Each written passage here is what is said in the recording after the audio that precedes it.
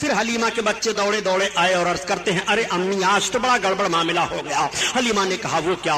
कहा चलो देखो भाई मोहम्मद को किसी ने शहीद कर दिया। इतना सुनना था कि हजरत हलीमा बेकरार हो गई और बेकरारी के आलम में हजरत हलीमा भागती चली जा रही है। जब पहाड़ी के ऊपर पहुंची तो देखा कि मेरे सरकार खड़े होकर के मुस्कुरा रहे हैं। हलीमा ने पेशानी का बोसा लिया और अर्ज किया, बेटा क्या हुआ? आका इरशाद फरमाते हैं, अम्मी मैं यहीं खड़ा था, दो आने वाले आए, उन्होंने मुझे जमीन पर सुला दिया, मेरे सीने को कर दिया मगर खून का एक कतरा नहीं निकला। और अम्मी ना तो मुझे कुछ दर्द हुआ, मेरे सीने के अंदर से उन्होंने कुछ निकाला और कुछ रखा, जब से मुझे बड़ी तसल्ली हासिल है।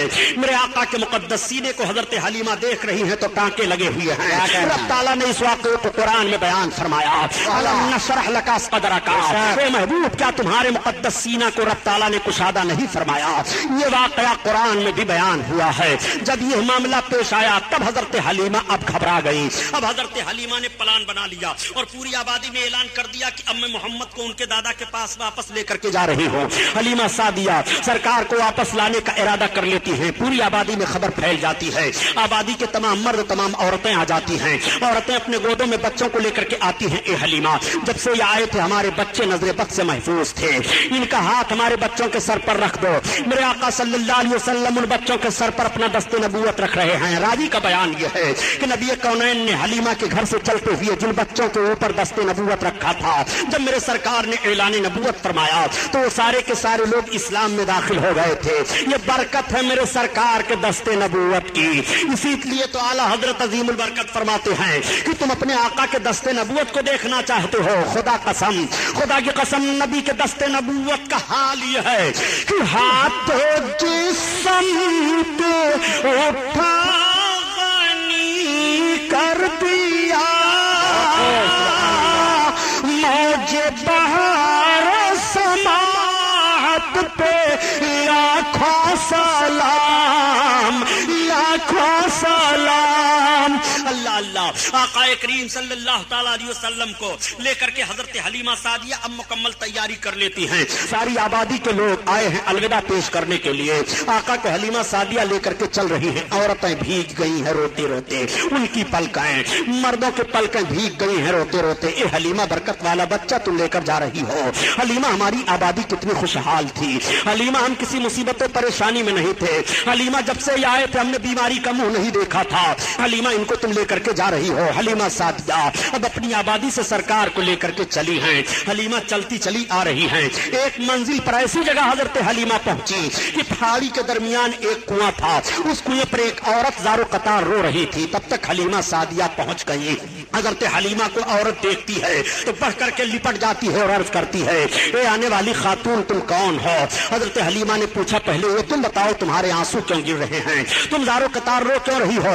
उसने कहा, बहन कुएं के अंदर देखो अभी पानी हचकोले खा रहा है। ए बहन मैं भी सामने वाली आबादी में जा रही थी। ए बहन मामला यह है कि मेरी गोद में मेरा अकलौता बच्चा था, वो प्यासा था, प्यास से उसकी जबान बाहर आ रही थी। कुएं को देख करके मैं कुएं के दरार पर खड़ी हुई, झांक करके देखने लगी कि पानी कैसे निकाल सकती हूँ। तब तक मेरा बच्चा मेरी गोद में उछला और अचानक मेरी गिरफ्त ढीली पड़ गई, मेरा बच्चा कुआं में चला गया। ए औरत अगर मैं छलांग लगाती हूँ तो मेरी भी जान जाएगी, हाय मेरी मदद करो। हजरत हलीमा सादिया फरमाती हूँ, तुम घबराओ नहीं, मेरा नाम हलीमा सादिया है। ये मेरे साथ जो चल रहे हैं मोहम्मद इब्न अब्दुल्ला सरदार कुरैश अब्दुल मुत्तलिब के पोते हैं। तब तक हजरत हलीमा सरकार की तरफ देख कर अर्ज करती हैं कि बेटा क्या होगा, अभी नबूवत और रिसालत का ऐलान नहीं हुआ है। अपने आका मेरे सरकार कुएं के दरार पर खड़े हुए और खड़े होने के बाद पानी को देखते हैं। देखने के बाद लुआब पाक सरकार ने पानी में डाल दिया। मुकद्दस थूक पड़ना था कि कुआं का पानी उछाल मारता है, उछाल के साथ डूबा हुआ बच्चा भी वापस आ रहा है। औरत दौड़ करके कदम पर गिर पड़ती है और अर्ज करती है, ए हलीमा तुम अपने साथ बच्चा लेकर चल रही हो कि कोई फरिश्ता लेकर चल रही हो? हलीमा ने कहा, तुमने यही एक वाकया देखा, तुम घबरा गई हो।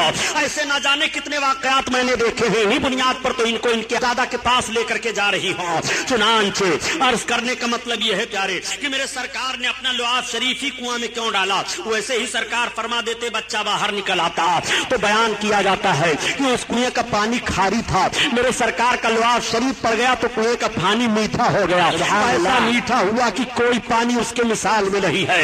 मेरे सरकार ने मदीना शरीफ के कुएं में लुआब शरीफ डाला था, उस वक्त भी पानी मीठा हो गया था। आला हजरत अजीमुल बरकत इसीलिए फरमाते हैं कि यह नबी का मुकद्दस थूक है कि अगर पानी में पड़ जाए, पानी खारी हो तो मीठा हो जा रहा है, उस पानी को पी लो तो सेहतमंद हो जाओ, उस पानी को पियो तो प्यास दूर हो जाए, उस पानी का कोई मुकाबला नहीं कर सकता है। नबी का लुआब शरीफ पड़ा है, इसीलिए तो आला हजरत अजीमुल बरकत फरमाते हैं कि जिससे खारी कुएं शीरिए जा बने उस ज़लाल हलावत पे लाखों सलाम, लाखों सलाम। अल्लाह अल्लाह। आक़ाए करीम सल्लल्लाहु तआला अलैहि वसल्लम को लेकर के अब हजरत हलीमा सादिया चली। जब मक्का शरीफ एक मंजिल रह गया तो हलीमा सादिया, धूप की शिद्दत थी, पहाड़ियों के पास झाड़ियां थी, वहां सरकार को ठहरा देती हैं और अपनी जरूरत से चली जाती हैं। मेरे आका मक्का शरीफ का रास्ता ले लेते हैं। अब हलीमा सादिया जो घूम करके आ रही हैं तो हलीमा ने देखा कि मोहम्मद वहां पर हैं ही नहीं। हलीमा बहुत परेशान हो गई, चीखने लगी, चिल्लाने लगी और आवाज देने लगी सरकार को। हलीमा रो रही है पहाड़ियों के दरमियान, हलीमा चीख रही है, चिल्ला रही हैं, रोती हुई पहाड़ियों के दरमियान चल रही थी कि एक बूढ़ा अरब मिला। उसने पूछा, खातून तुम कौन हो? हलीमा ने बताया कि मैं हलीमा सादिया हूँ, मैं कबीले साद से आ रही थी, मेरा बच्चा गायब हो गया है। उसने कहा, ये चलो पहाड़ी के अंदर एक हमारा खुदा है, एक बुत रहता था, चलो तुम उसके सामने अपनी फरियाद पेश करो, वो बता देगा कि तुम्हारा बच्चा कहाँ है। जैसे हलीमा को लेकर के गया, उसने कहा, ए हमारे माबूद, ये हलीमा औरत है, इसका बच्चा गायब हो गया है। ये मक्का अपने बच्चा को लेकर के जा रही थी। जैसे इतना सुनना था कि वो बुत थरथरा करके गिरा और उसके अंदर से आवाज आई, उनकी बात कर रहे हो कि जिनके नक्शे कदम पर चल करके गायब हुए लोग रास्ता पाएंगे, वो गायब होने वाले नहीं है, वो भटकने वाले नहीं है। हलीमा वहां से हट आई। अब ये इत्तला मक्का में भी पहुंच गई थी। मामला ये हुआ कि मेरे सरकार जब उस हाल झाड़ी से गए तो रवायतों में बात आती है कि अबू जहल आ रहा था। उस वक्त उसको अबू जहल नहीं कहा जाता था, बल्कि पूरे मक्का में वो अबुल हकम कहा जाता था। वो आ रहा था, उसने देखा, जैसे देखा तो पूछा सरकार से। आका ने बताया कि मैं मोहम्मद इब्ने अब्दुल्लाह हूँ। इतना सुनना था, वो अपनी सवारी से उतर पड़ा और उतरने के बाद सरकार को बैठा लिया और आगे बैठ करके चलने लगा। अब सवारी नहीं चल रही है, वो बहुत परेशान हो गया। फिर सरकार को आगे बैठाया और पीछे अपना बैठा। अब सवारी हाँक रहा है तो सवारी भागती चली जा रही है। गोया उस सवारी को भी मालूम है कि दुश्मने रसूल आगे बैठे और सरकार पीछे बैठे, मैं नहीं जाऊंगी। मेरे सरकार जब आगे बैठ रहे हैं और दुश्मन पीछे बैठा है, अब सरकार को लेकर के सवारी भाग रही है। मक्का में इत्तला पहुंच चुकी थी कि हलीमा सरकार को लेकर के आई थी और रास्ते में कहीं मेरे आका गायब हो गए। आका के दादा जान हजरत अब्दुल मुत्तलिब भी तैयारी करके निकलने वाले थे, तब तक अबू जहल पहुंच गया और पहुंचने के बाद कहा, ये सरदार कुरैश, ये लीजिए आपके पोते मोहम्मद हैं। ये मैं नहीं जानता कि ये मेरे साथ क्या करेंगे, लेकिन ऐसा ऐसा मामला पेश आया है। उस जालिम को क्या खबर है कि बद्र के मकाम पर तलवार इसे काटेगी? उस जालिम को क्या खबर है कि गड्ढे में डाला जाएगा? उस जालिम को क्या खबर है कि सबसे बड़ा मक्का का दुश्मन सरकार का यही होगा? अबू जहल ने ये कहा हजरत अब्दुल मुत्तलिब से और कह करके फिर ये चला गया। अब आप आयते करीमा तिलावत कीजिए। मुफस्सिरीन की एक जमात का कहना है, वो वजद का दालन फहदा, ए महबूब हमने तुम्हें खुद रफ्ता पाया, अपनी मोहब्बत में तो तुम्हें राह दी। आला हजरत ने ये तर्जमा किया है। इस आयते करीमा की तफसीर करते हुए मुफस्सिर फरमाते हैं, ए महबूब जब तुम हलीमा सादिया से मक्का के करीब पहाड़ी में गायब हुए थे तो हमने तुम्हें अपनी तरफ राह दे दी है। वो वजद का दालन फहदा, ए महबूब तुम्हें हमने राह दे दिया है। आका करीम सल्लल्लाहु तआला अलैहि वसल्लम चले आ रहे हैं। अब दादा जान की गोद में पहुंच गए, तब तक हलीमा सादिया भी रोती चिल्लाती हुई पहुंची। हलीमा सादिया को इल्म हो गया कि मेरे आका अपने दादा के पास पहुंच चुके हैं। उस वक्त मेरे सरकार की उम्र शरीफ 5 बरस की बताई जा रही है। आका करीम सल्लल्लाहु अलैहि वसल्लम के दादा जान ने हजरत हलीमा के पहुंचने पर हलीमा को तसल्ली दी और फरमाया कोई परेशानी की बात नहीं है। हजरत हलीमा को 1000 1000 ऊंट और 50 रतल सोना आपके दादा जान ने सरकार के दूध पिलाने की खिदमत में दे दिया। इतना किसी औरत को इनाम नहीं मिला था जितना हलीमा सादिया को इनाम मिला है। वही हलीमा जो गुर्बत अफलास की मारी हुई थी, मुफलिस कल्लास थी, मगर वही हलीमा अब मालदार हो जा रही है। हलीमा 1000 ऊंट के मालिक हो गई और 1000 ऊंट की मालिका बनने के बाद 50 रतल सोना भी उन्हें मिल जाता है। हलीमा ये सारी रकम सारी जायदाद लेकर के अपने घर वापस हो रही है। मेरे सरकार दादा जान के पास रह रहे हैं। आका करीम सल्लल्लाहु अलैहि वसल्लम की माँ सरकार को लेकर के कुछ दिन के बाद मदीना शरीफ की तरफ चल पड़ी और जब मकाम अबवा में सरकार की माँ पहुंची तो आका के वालदा की तबीयत खराब हो गई और वहीं पर सरकार की माँ का विसाल शरीफ हो गया। वहीं पर आपके मज़ार अनवर को की जियारत हुई, लेकिन चंद साल हुए कि वहां पर बेखबीस हुकूमत ने आका के वालदे करीमा के मज़ार पाक को ढा दिया। माज़अल्लाह आका करीम सल्लल्लाहु ताला अलैहि वसल्लम के माँ की एक कनीज थी, वो सरकार को मक्का वापस लेकर के चली आई, मदीना नहीं गई। अब मेरे सरकार अपने दादा जान के पास रह रहे हैं। दादा जान को सरकार से बड़ी मोहब्बत है। जब तक हजरत अब्दुल मुत्तलिब सरकार को खिला नहीं देते हैं, खुद खाते नहीं। जब तक मेरे आका सो नहीं जाते हैं तब तक हजरत अब्दुल मुत्तलिब सोते नहीं हैं। वो जहां जहां चलते हैं सरकार को साथ लिए रहते हैं। एक मर्तबा कहत का पड़ना था, बारिश रुक गई। तमाम लोगों ने कहा ए सरदार कुरैश, इस वक्त बारिश नहीं हो रही है। आका करीम सल्लल्लाहु अलैहि वसल्लम को लेकर के आपके दादा जान खाने काबा में गए और सरकार के वसीले से दुआ मांगते हैं। फौरन बादल छा गया, बारिश होने लगी। आका करीम सल्लल्लाहु ताला अलैहि वसल्लम से इस कदर दादा जान को मोहब्बत है। सारे अरब के लोग देख रहे हैं और कह रहे हैं कि किसी दादा को अपने पोते से इतनी मोहब्बत नहीं है जितनी सरदार कुरैश को मोहम्मद इब्न अब्दुल्लाह से मोहब्बत हो गई है। 8 बरस का अरसा गुजरने वाला है, लेकिन जब मेरे सरकार की उम्र शरीफ 7 बरस की थी तो मक्का में एक कबाइली झगड़ा हो गया था। यानी मक्का शरीफ से बाहर जो आबादियां थी और मक्का में जो आबादियां थी इनसे झगड़ा हो गया। मक्का शरीफ के बाहर वाले मक्का वालों पर हमला आवर हो गए।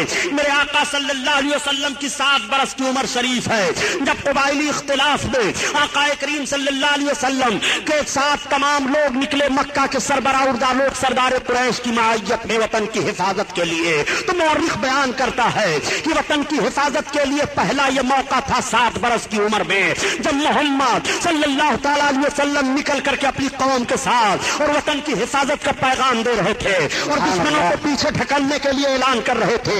मैं अर्ज करना चाहता हूँ, हे मुसलमानों, तुम उस नबी का कलमा पढ़ने वाले हो जिस नबी ने 7 बरस की उम्र शरीफ में वतन की हिफाजत का पैगाम दिया है और वतन की हिफाजत के लिए कौम के साथ साथ आगे आगे रहे हैं। मैं अर्ज करना चाहता हूँ, उस नबी के उम्मती कभी भी वतन के गद्दार नहीं हो सकते हैं। हम वतन के वफादार हैं। हमने अपने वतन को अपने खून से सींचा है। हमने अपने वतन की हिफाजत अपने खून से की है। हमने हर जगह पर यही ऐलान किया था।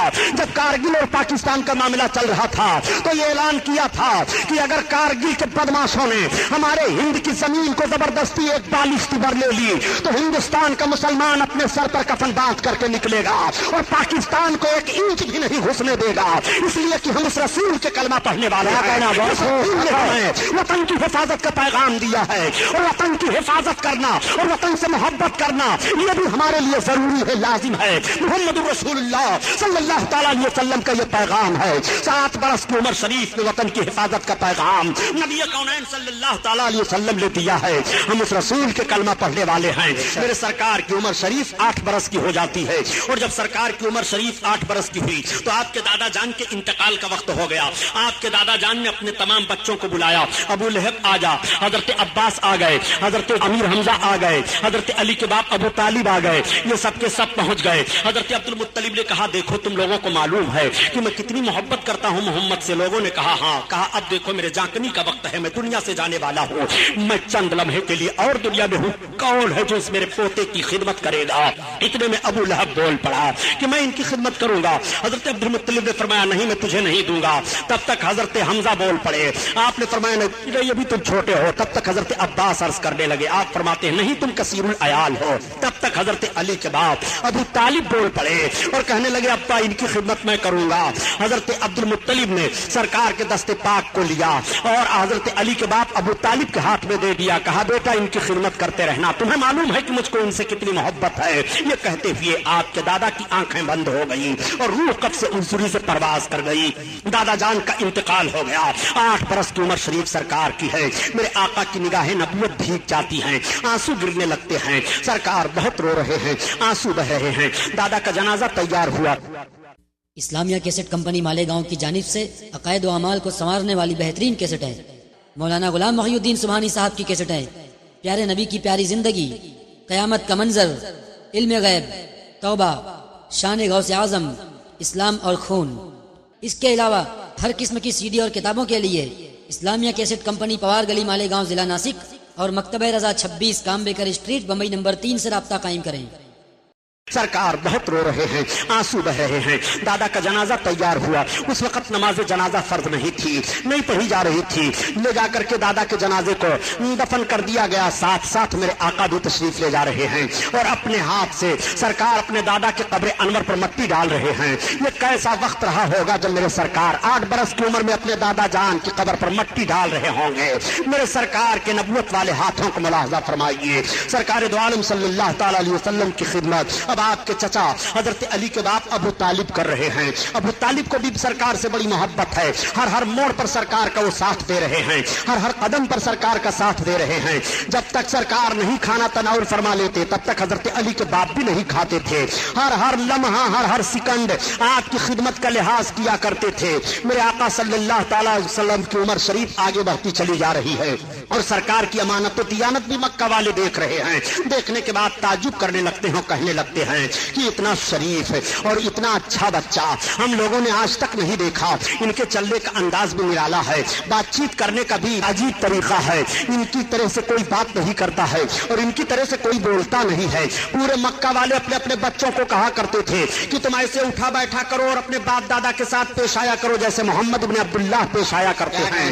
اس طرح سے ان کی زبان پر جملے جاری ہوا کرتے تھے۔ انہیں کیا خبر ہے کہ قوم کے سارے بچوں کو انہی کے نقش قدم پر چلنے کے بعد زندگی کا طریقہ معلوم ہوگا، پوری قوم انہی کے نقش قدم پر چلے گی تو ان کو زندگی کا معراج حاصل ہو جائے گا، وہ اپنے مقصد و زندگی کو حاصل کر لیں گے۔ انہیں نہیں معلوم ہے آقا کونین صلی اللہ تعالی علیہ وسلم کی عمر شریف آگے بڑھتی چلی جا رہی ہے۔ بتایا جاتا ہے کہ میرے سرکار کی عمر پاک 12 برس کی ہو گئی تو ایک روز آپ نے چچا جان سے فرمایا، اے چچا جان، آپ کے اوپر اخراجات بہت ہیں، ذمہ داریاں بہت ہیں، اگر آپ اجازت دیں تو تجارت کرنے کے لیے میں بھی آپ کے ساتھ چلوں۔ حضرت علی کے باپ ابو طالب فرماتے ہیں کہ بیٹا میں آپ کو حکم نہیں دے سکتا لیکن چلنا چاہتے ہو تو ٹھیک ہے۔ چنانچہ تجارت کا سامان تیار ہوا اور سارے تاجر تیار ہوئے، میرے آقا بھی تیار ہو گئے۔ اب اس تجارتی قافلہ کے ساتھ میرے سرکار جا رہے ہیں۔ جب تجارتی قافلہ والوں کو پتا چلا کہ محمد بھی ہمارے ساتھ چل رہے ہیں تو پورا قافلہ بہت خوش تھا کہ آج بابرکت بچہ ہم لوگوں کے ساتھ چل رہا ہے،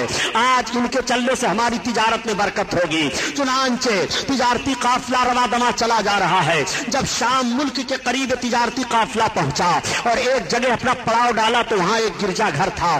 گرجا گھر کے اندر سے ایک راہب نکلا اور نکلنے کے بعد اس نے پورے تجارتی قافلہ والوں کو دیکھا اور دیکھنے کے بعد پوچھا، یہ بتاؤ اس تجارتی قافلہ کا سردار کون ہے؟ کسی نے ابو طالب کی طرف اشارہ کر دیا کہ یہ ہیں۔ وہ گرجا گھر کا راہب ابو طالب کے پاس پہنچتا ہے اور پوچھتا ہے، یہ بتائیے کہ یہ لڑکا کس کے ساتھ میں ہے؟ حضرت علی کے باپ ابو طالب نے کہا، یہ میرے بھتیجے محمد ہیں۔ اس راہب نے نیچے سے اوپر دیکھا اور پھر اوپر سے نیچے دیکھا اور کہا، اے سردار قریش ابو طالب، میں آپ سے عرض کرتا ہوں کہ آپ ان کو واپس لے کر کے واپس ہو جائیے، آپ آگے نہ بڑھیے، ان کے اندر نبی آخر الزماں ہونے کی تمام نشانیاں پائی جا رہی ہیں، یہود ان کو پہچان لیں گے تو تکلیف ہو جانے کا اندیشہ ہے، اس لیے میرا مشورہ یہ ہے کہ آپ واپس لے جائیے۔ چنانچہ ابو طالب حضرت علی کے باپ وہیں پر اپنے مال کو اونے پونے کر کے بیچ دیتے ہیں اور سرکار کو لے کر کے واپس آ جا رہے ہیں۔ آقا کریم مکہ شریف میں پھر تشریف لے آئے۔ میرے سرکار کی مقدس عمر کا حصہ 13واں برس کا لگا ہے، مگر میرے سرکار نے 13 اور 14 برس کے بیچ میں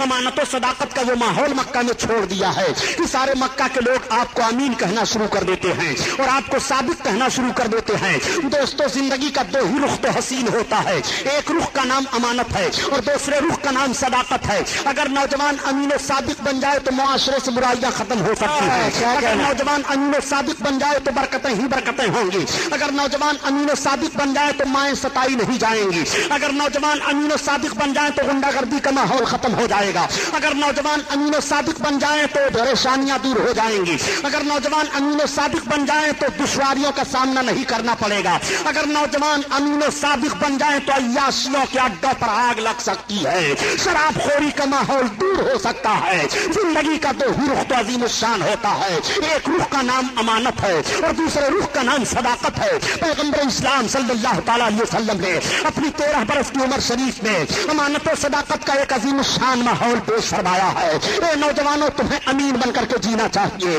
تمہیں صادق بن کر کے جینا چاہیے۔ مکہ والوں نے دیکھا کہ محمد کی زبان پر کبھی بھی کوئی جملہ غلط نہیں آیا ہے۔ مکہ والوں نے دیکھا کہ محمد نے کبھی بھی امانت میں خیانت نہیں کی ہے۔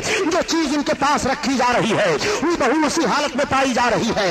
جو وہ کہہ رہے ہیں سچ کہہ رہے ہیں، کبھی ان کی زبان پر غلط الفاظ نہیں آئے ہیں۔ اس بنیاد پر آپ صادق کہے جا رہے ہیں، آپ کو امین کہا جا رہا ہے۔ میرے سرکار اتنے رحم دل ہیں کہ ایک روز میرے آقا مکہ کی گلیوں سے گزر رہے تھے، ایک نوجوان اپنی بیوی کو مار رہا تھا۔ سرکار کی نگاہ پڑی، آقا نے فرمایا خبردار تم عورت کو نہ مارو۔ کیا تم عورت کو مار رہے ہو؟ تم نوجوان ہو، وہ تمہاری بیوی ہے، تم اپنی عورت کو مار رہے ہو، آخر تم بھی انسان ہو، وہ بھی انسان ہے۔ اس نوجوان نے کہا اے امین و صادق محمد، آپ آ گئے تو میں نے چھوڑ دیا اس کو مارنا، ورنہ سوچا تھا کہ اس کی ہڈی پسلی توڑ ڈالوں گا۔ اس عورت نے دیکھا، دیکھنے کے بعد کہا آہ یہ کتنے اچھے نوجوان ہیں، جب ان کو دوسرے کی عورت کے ساتھ اس طرح رحم دلی ہے تو اپنی بیوی کے ساتھ یہ کس طرح رحم دل سے پیش آئیں گے، ان کا ماحول اپنی بیوی کے ساتھ کیسا ہوگا۔ ایک روز میرے سرکار تشریف لے جا رہے ہیں، ایک مالک اپنے غلام کو مار رہا ہے، سرکار کی نگاہ پڑی، آقا ٹھہر گئے، فرماتے خبردار مالک سے غلام کو مارو نہیں، تم غلام کو مار رہے ہو، انسان ہو، یہ بھی انسان ہے اور اتنا ظلم کر رہے ہو۔ اس نے کہا اے محمد اگر آپ نہ آئے ہوتے تو آج میں نے سوچا تھا کہ اس کے جسم کی چمڑیاں ادھیڑ ڈالوں گا، مگر آپ آ گئے تو اب میں نہیں ماروں گا۔ اس غلام نے ایک آہ لی اور عرض کیا اے آسمان و زمین کے مالک، یہ کیسے عرب ہیں، جب ان کا رحم و کرم دوسرے کے غلام کے ساتھ ایسا ہے تو اپنے غلام کے ساتھ یہ کتنا رحم کرتے ہوں گے۔ کاش ایسوں کی غلامی مل جائے تو زندگی کا مقصد حاصل ہو جائے۔ غلاموں کو کیا معلوم کہ غلامی کی زنجیریں یہی توڑیں گے، آزادیاں یہی دیں گے، سب کو آزادی انہی سے حاصل ہوگی، ان کو معلوم نہیں ہے۔ مگر میرے آقا ایک شاہراہ متعین فرما رہے ہیں، دستور حیات دے رہے ہیں، آقا کریم صلی اللہ تعالیٰ علیہ وسلم چلے جا رہے ہیں۔ 15-14 برس کی عمر شریف میرے آقا کی ہے، پورے مکہ میں آپ کی امانت و صداقت کا شہرہ ہو گیا ہے۔ امانت و صداقت کی ایک بات اور عرض کرتا چلو مسلمانوں، تم نوجوان ہو، امین بن کر جیو، تم صادق بن کر کے جیو۔ جب میرے سرکار نے اعلان نبوت فرمایا اور تمام لوگ جماعت در جماعت اسلام میں آنے لگے، حضرت خالد بن ولید رضی اللہ تعالیٰ عنہ بڑے عظیم صحابی گزرے ہیں، جب یہ دامن اسلام میں آئے اور فوج کے سپہ سالار منتخب ہوئے تو ملک روم پر حضرت خالد بن ولید نے ایک مرتبہ حملہ کیا تھا روم کے ایک شہر پر۔ آپ نے جب اس شہر پر حملہ کیا تو اس شہر کے سارے پادری باہر نکل آئے اور نکلنے کے بعد ان پادریوں نے اسلامی لشکر کے ایک نوجوان سے کہا اے لشکری یہ تو بتاؤ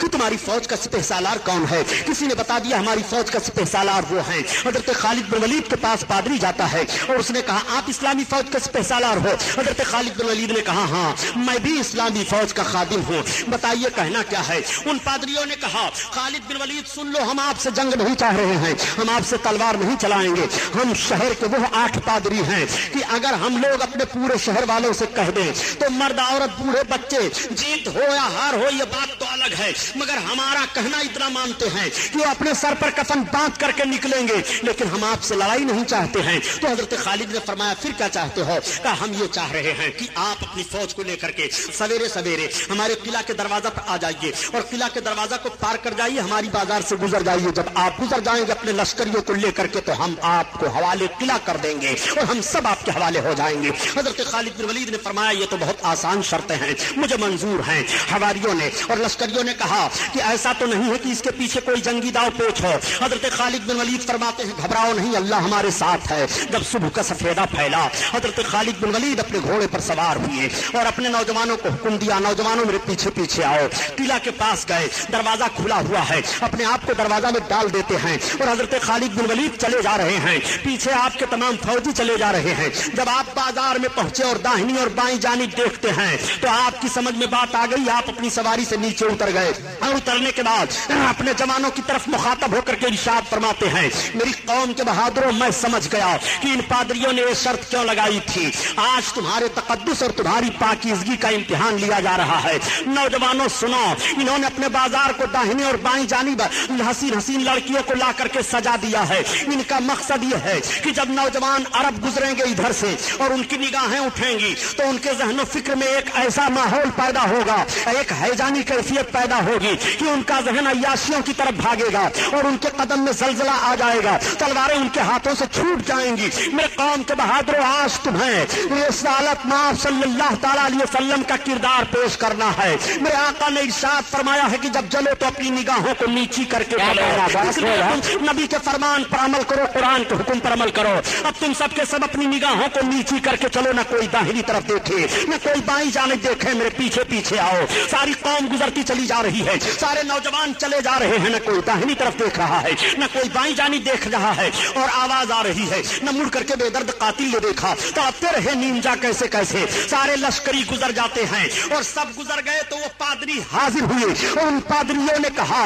اے اسلامی لشکر کے سپہ سالار، ہم نے مان لیا کہ جب اسلامی نوجوانوں کے ذہن و فکر اور نگاہوں کے تقدس کا یہ حال ہے تو مذہب اسلام کے اور افراد کے پاکیزہ ماحول کا حال کیا ہوگا۔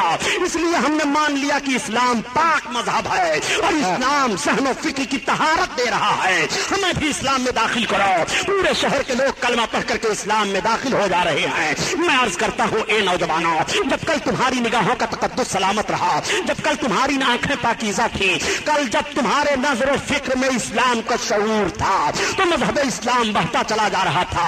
آخر اسلام تیرے چاہنے والے نہ رہے اور جن کا تو چاند تھا افسوس وہ حالے نہ رہے۔ یہ تو تاریخ کا وہ واقعہ میں نے آپ کے سامنے رکھا تاکہ امانت و صداقت کی ایک جھلک آپ کے ذہن و فکر میں آئے اور آپ اس پر عمل کرتے ہوئے دکھائی دیں۔ میرے آقا صلی اللہ تعالیٰ علیہ وسلم کی عمر شریف 14 برس کی ہے اور 14-15 برس کے بیچ میں میرے سرکار امانت و صداقت کا لوہا مکہ میں منوا لیتے ہیں۔ عمر پاک میرے آقا کی بڑھتی جا رہی ہے، آگے میرے سرکار چلے جا رہے ہیں۔ جب آقا کریم صلی اللہ تعالیٰ علیہ وسلم کی عمر شریف 25 برس کی ہوئی، میرے آقا کی امانت و صداقت کا شہرہ پورے مکہ میں تھا۔ اس وقت مکہ میں ایک خاتون تھی جن کا نام حضرت خدیجۃ الکبریٰ ہے۔ حضرت خدیجہ دو اور شوہروں کی بیوہ تھی اور بہت مالدار خاتون تھی، ان کے پاس تجارت کا بہت مال تھا۔ حضرت خدیجہ نے چاہا کہ میں اپنے تجارت کے مال کو کسی دیانتدار تاجر کے حوالہ کر دوں تاکہ اس سے نفع میں بھی لوں اور وہ بھی نفع حاصل کرے۔ حضرت خدیجہ کی نگاہ جاتی ہے آقا کریم صلی اللہ تعالیٰ علیہ وسلم پر۔ حضرت خدیجہ کی جب نکاح سرکار پر گئی اور حضرت خدیجہ نے سرکار سے راہ و رسم پیدا کیا تو اپنے مال تجارت کو حضرت خدیجہ نے دے دیا اور اپنے غلام کو بھی ساتھ میں کر دیا کہ ان کے ساتھ تجارت کرنے کے لیے جاؤ، ان کی حکم عدولی نہ کرنا اور ان کے ہر قدم پر ان کا حکم ماننا۔ غلام بھی ساتھ ہو لیتا ہے۔ میرے سرکار تجارتی قافلہ کے ساتھ 25 برس کی عمر شریف ہے، حضرت خدیجہ کے تجارت کے مال کو لے کر کے جا رہے ہیں۔ میرے سرکار جب مال تجارت کو لے کر کے گئے اور منڈی میں پہنچے تو سب سے پہلے آپ کا مال بکا، سب سے زیادہ آپ کے مال میں نفع ہوا۔ نبی کونین صلی اللہ تعالیٰ علیہ وسلم جب مال تجارت سے واپس ہونے لگے اور سارا تجارتی قافلہ واپس آ رہا ہے، مکہ والوں کو یہ اطلاع مل گئی کہ تجارتی قافلہ واپس آ رہا ہے، تو جن عورتوں کے شوہر گئے ہوئے تھے وہ عورتیں اپنے مکان کے چھتوں پر چڑھ کر کے دیکھنے لگی، بچے اپنے باپوں کو دیکھنے لگے، بہنیں اپنے بھائیوں کو دیکھنے لگی۔ تو حضرت خدیجہ کہتی ہیں کہ جب یہ اطلاع ہم کو ملی کہ تجارتی قافلہ آ رہا ہے اور سارے لوگ اپنے اپنے لوگوں کو دیکھنے لگے، شاہراہوں پر کھڑے ہو گئے، تو حضرت خدیجہ کہتی ہیں کہ میں بھی اپنے مکان کے چھت پر چڑھی اور میں نے بھی سوچا کہ لاؤ میرے مال کو تجارت کے لیے محمد لے کر کے گئے تھے، وہ بھی آ رہے ہیں کہ نہیں دیکھوں۔ چنانچہ حضرت خدیجہ کہتی ہیں کہ جب میں اپنے مکان کے چھت سے دیکھنے لگی تو سب میں اونچے محمد دکھائی دے رہے تھے، سارے لوگوں کے اوپر تو دھوپ پڑ رہی ہے مگر محمد کے سر پر بادل سایہ کیے ہوئے چل رہا ہے اور وہ جو آگے بڑھ رہے ہیں، سایہ آگے بڑھتا چلا جا رہا ہے۔ میرے سرکار تشریف فرما ہوئے مکہ میں تجارت کا حساب و کتاب ہوا، بڑا اچھا نفع ہوا۔ حضرت خدیجہ ایک روز خواب دیکھتی ہیں کہ آسمان سے چاند میری گود میں اتر رہا ہے اور وہ چاروں طرف پھیل گیا ہے۔ اس خواب کو انہوں نے اپنی سہیلی سے بیان کیا، ان کی سہیلی نے ان کے چچیرے بھائی ورقہ بن نوفل سے بیان کیا۔ ورقہ بن نوفل ان کے چچیرے بھائی تورات و زبور و انجیل کے بڑے بھاری عالم تھے۔ انہوں نے کہا اگر حقیقت میں خدیجہ نے ایک خواب دیکھا ہے تو ان قریب نبی آخر الزماں سے اس کا رشتہ نکاح ہوگا۔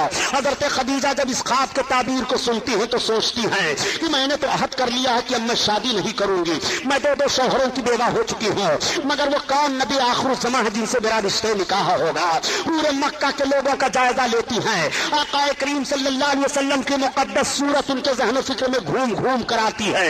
حضرت خدیجہ کو اتنی محبت پیدا ہو گئی کہ کچھ ہی روز کے بعد حضرت خدیجہ نے سرکار کی بارگاہ میں نکاح کا پیغام دے دیا۔ 40 برس کی عمر شریف حضرت خدیجہ کی ہے اور 25 برس کی عمر شریف میرے آقا کی ہے۔ یہ پہلی شادی میرے سرکار کی مکہ مکہ میں ہونے جا رہی ہے۔ آقا کریم نے اپنے چچا حضرت علی کے باپ ابو طالب سے مشورہ کیا۔